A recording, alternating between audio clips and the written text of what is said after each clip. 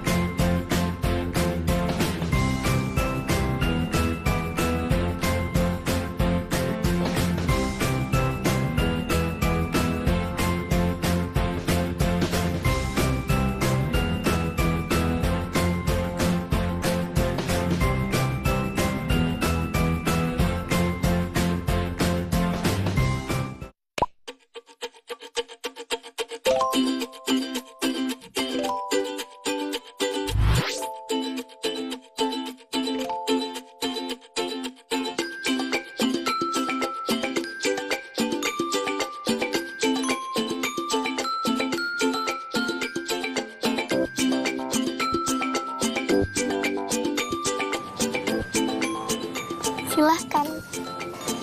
Iya. Kalian udah di sini. Halo semua, apa kabar? Aku lagi kerjain PR nih tentang bencana alam, sekaligus bantuin Aki jualan. Nah, hari ini kita akan belajar tentang gempa. Juga nanti kalian bantuin aku ya kerjain tugas tentang bencana alam di Indonesia.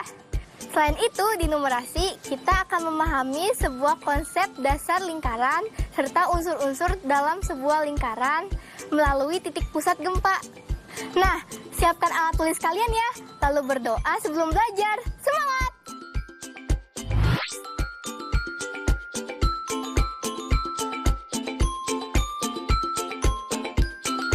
Jalur evakuasi.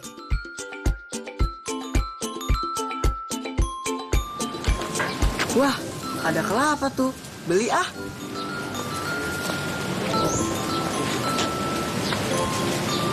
Ki, Ya. kelapa mudanya hiji ya. Oh iya Jang, silakan cari Jang. Iya Ki.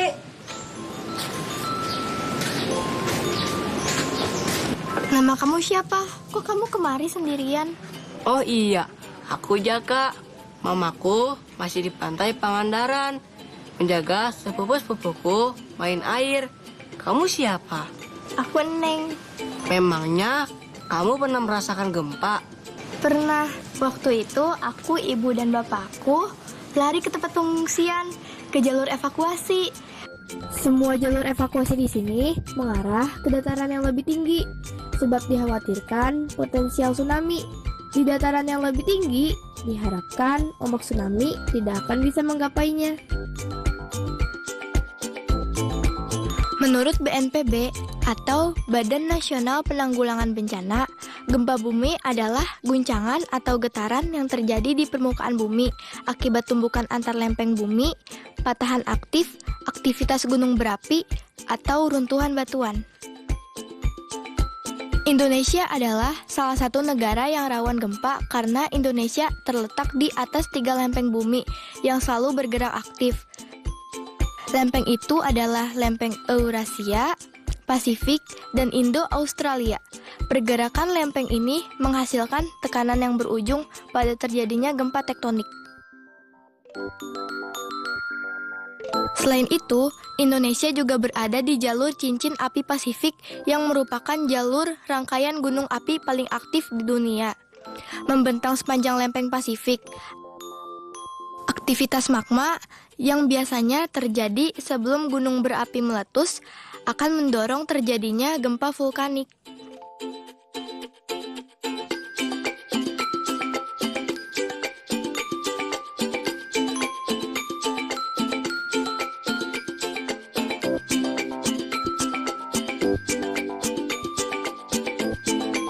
Oh iya teman-teman, jenis gempa ada 2, yaitu gempa yang disebabkan oleh gerakan lempengan disebut gempa tektonik. Gempa yang disebabkan oleh aktivitas magma pada gunung berapi yang aktif disebut gempa vulkanik.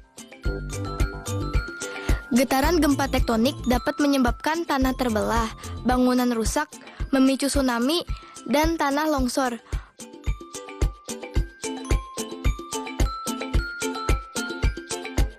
Berat ringannya akibat yang ditimbulkan gempa bergantung pada besar kecilnya kekuatan gempa. Nah, biasanya Badan Meteorologi, Klimatologi, dan Geofisika yang disingkat BMKG itu akan mengukur kekuatan gempa yang akan dihitung dengan skala Richter dengan alat yang dinamakan seismometer. Tapi, skala Richter itu hanya efektif untuk mengukur kekuatan yang rendah. Oh, Nah, karena itu, sejak tahun 2008, BMKG menggunakan skala magnitudo. Karena cara kerjanya mengukurnya beda dengan skala Richter. Nah, skala magnitudo itu hanya untuk mengukur kekuatan gempa yang lebih besar.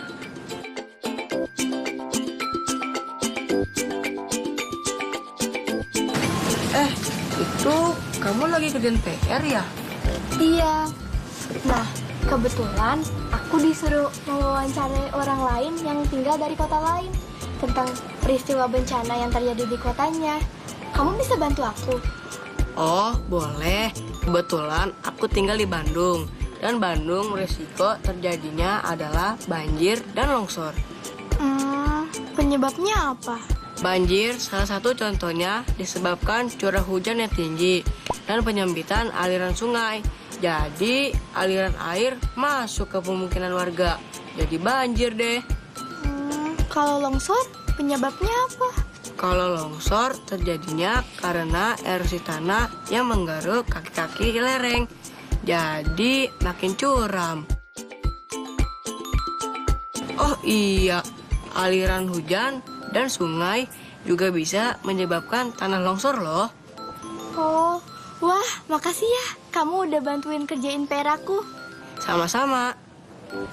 Oh iya, teman-teman di rumah juga bisa bertanya kepada keluarga atau teman kalian yang ada di kota lain mengenai potensial bencana yang terjadi.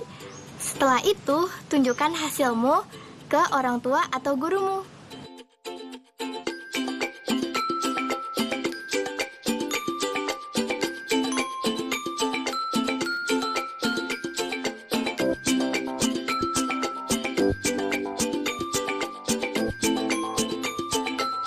Dari informasi tentang gempa tadi, aku sudah belajar banyak kosakata baru loh. Di antaranya, magma, yang berarti lelehan batuan pada kerak bumi yang sangat panas. Pengungsian, artinya hal mengungsi, tempat mengungsi. Selanjutnya, kata potensi, yang berarti kemampuan yang mempunyai kemungkinan untuk dikembangkan. Lalu, kata prediksi, berarti ramalan atau perakiraan. Sedangkan kata siaga berarti siap sedia. Kata skala berarti perbandingan ukuran besarnya gambar dan sebagainya dengan keadaan yang sebenarnya. Yang terakhir adalah kata tsunami, yang berarti gelombang laut dahsyat yang terjadi karena gempa bumi atau letusan gunung api di dasar laut. Tinggi gelombangnya 300 mm, tetapi panjang gelombangnya bisa mencapai 200 km.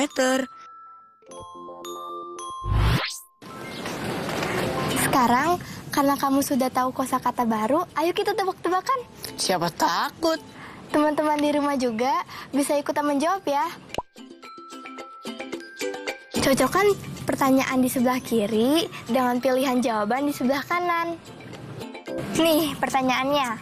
Bencana titik-titik di Pangandaran telah menghanyutkan ratusan rumah penduduk.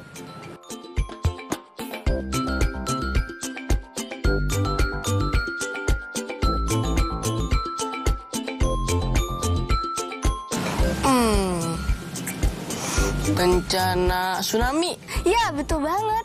Lagi ya. Gempa di wilayah Kupang terjadi akibat tumbukan titik-titik Australia dan Eurasia.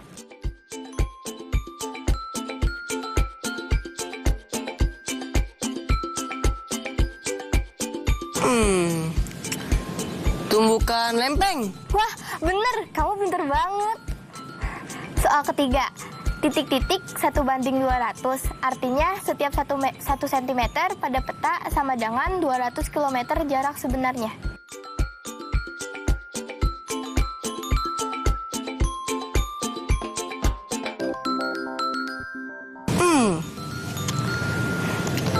Skala 1:200. Wah, kamu hebat banget.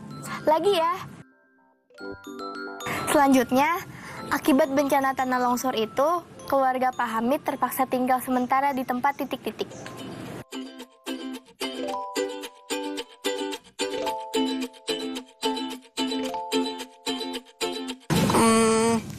Pasti jawabannya pengungsian. Oke, kamu bener banget. Sekarang gantian dong aku. Kamu jawab ya. Pemerintah Kabupaten Bandung berhasil meningkatkan titik-titik wisata di daerah Ciwidey.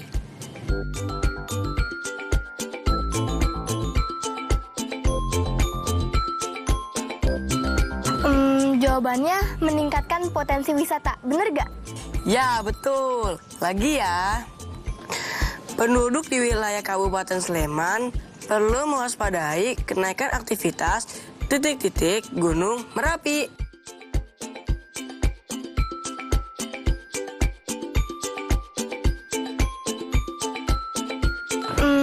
Jawabannya aktivitas magma Gunung Merapi. Bener gak? Teng teng teng, 100. Pertanyaan selanjutnya ya. Pelatihan titik-titik bencana gempa itu diikuti oleh ratusan guru dari berbagai sekolah.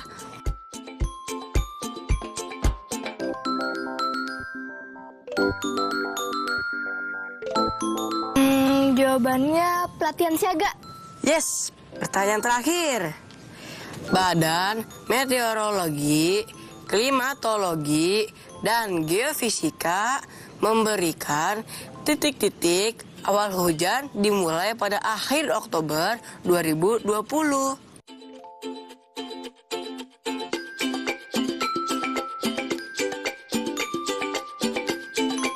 Gampang, pasti jawabannya prediksi. Bener gak? Wah, keren. Bisa jawab semuanya.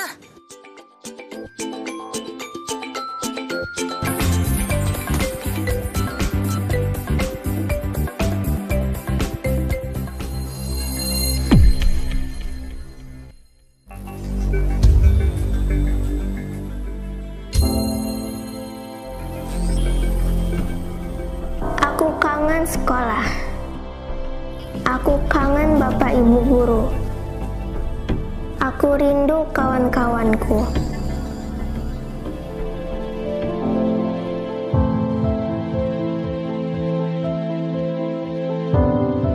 Jaga kesehatan ya teman-teman, biar kita bisa cepat bersekolah lagi.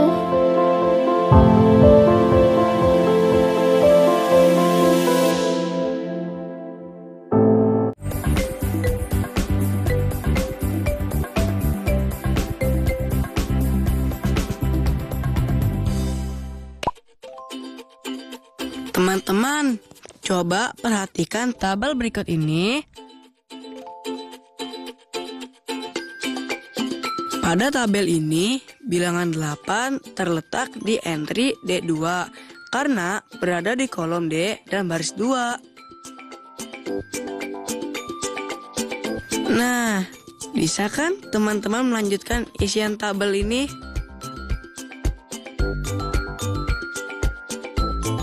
Kira-kira akan terletak di entry manakah bilangan 50 ya? Dan bilangan apa yang terletak di entry E10? Yuk jawab di buku kerja kalian ya. Lalu tunjukkan ke orang tua atau guru kalian jika sudah selesai.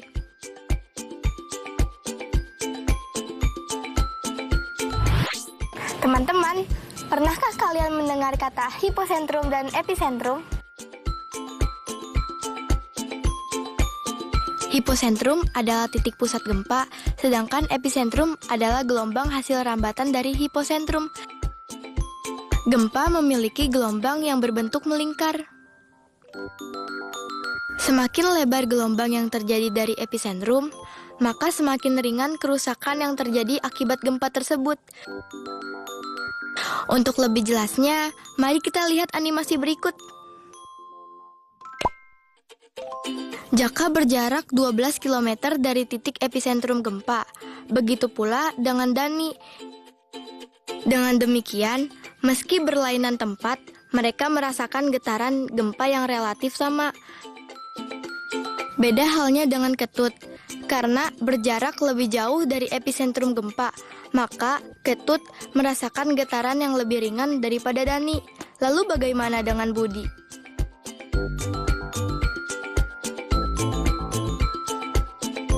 Ya, benar.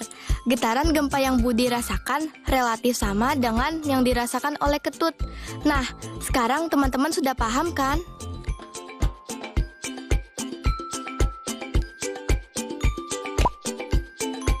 Lingkaran adalah himpunan semua titik dalam bidang yang berjarak sama dari semua titik tetap pada bidang tersebut yang disebut sebagai pusat lingkaran.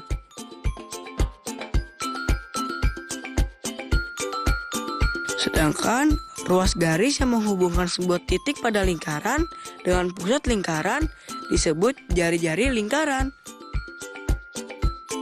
Nah, kalau diameter lingkaran berarti ruas garis lurus yang melintasi titik pusat dan menghubungkan dua titik pada lingkaran tersebut. Yang terakhir, busur lingkaran, yaitu bagian lingkaran yang berada di antara dua titik pada lingkaran tersebut. Apakah teman-teman sudah paham?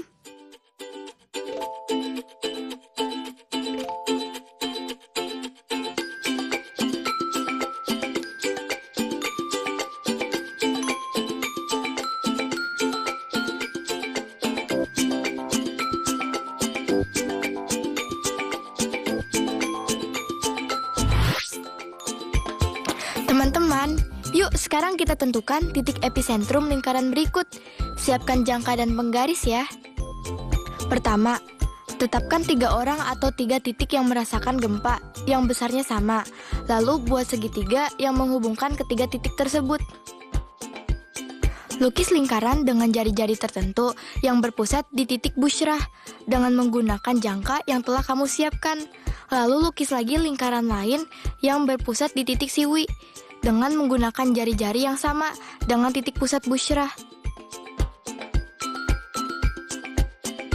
Setelah itu, Hubungkan dua titik potong dari dua lingkaran yang telah kamu buat. Sekarang, dengan cara yang sama, lukis lingkaran yang berpusat di Siwi dan Umi ya.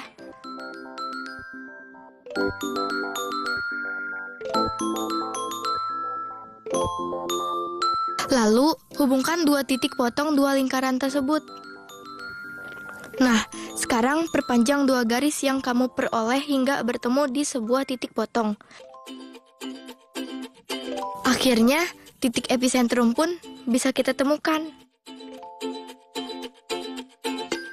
Nah, teman-teman, sebagai latihan agar kita semakin paham tentang materi yang kita pelajari hari ini, kalian kerjakan soal ini di buku kerja kalian ya. 1. Titik A, B, dan C pada gambar berikut menunjukkan tempat di mana A, B, C merasakan gempa. Titik O adalah titik epicentrum gempa. Tentukan apakah pernyataan berikut ini benar. Jawab ya atau tidak. A. AO sama dengan BO sama dengan CO. Ya atau tidak. B. Panjang busur AB sama dengan panjang tali busur AB. Ya atau tidak. C. Jika AB sama dengan 5 cm, maka AO sama dengan 5 cm. Ya atau tidak.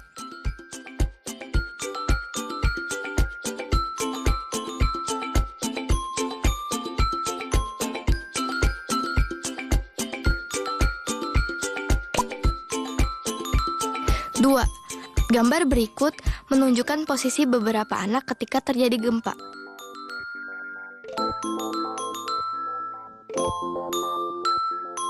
Lengkapi paragraf berikut dengan isian yang tepat berdasarkan informasi gambar tersebut. Sebuah gempa berkekuatan 7 skala Richter terjadi di kota Gunung Jaya. Sekelompok anak merasakan getaran gempa yang bervariasi. Andi merasakan getaran gempa yang sama besarnya dengan A, titik-titik, tetapi tidak lebih dahsyat daripada gempa yang dirasakan B, titik-titik. Selain Tika, C, titik-titik, dan D, titik-titik, merasakan dampak yang paling ringan akibat gempa daripada teman mereka yang lain, karena mereka berjarak paling jauh dari titik epicentrum gempa.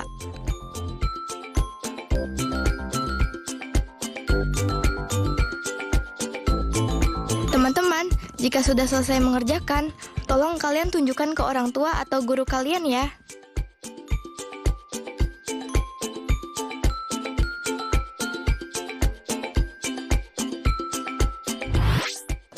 Hari ini kita sudah belajar banyak sekali tentang gempa bumi, termasuk belajar tentang evakuasi.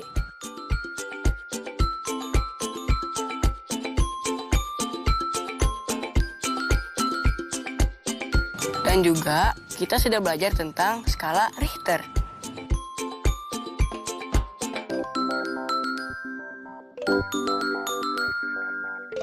Di numerasi, kita udah belajar tentang lingkaran dan unsur-unsur yang ada di lingkaran.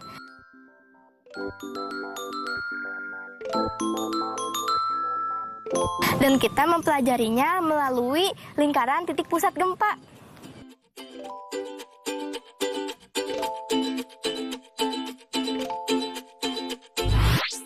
Jadi nanti aku nunggu. Hah? Mamaku sudah jemput. Aku pulang dulu ya. Iya, Jaka.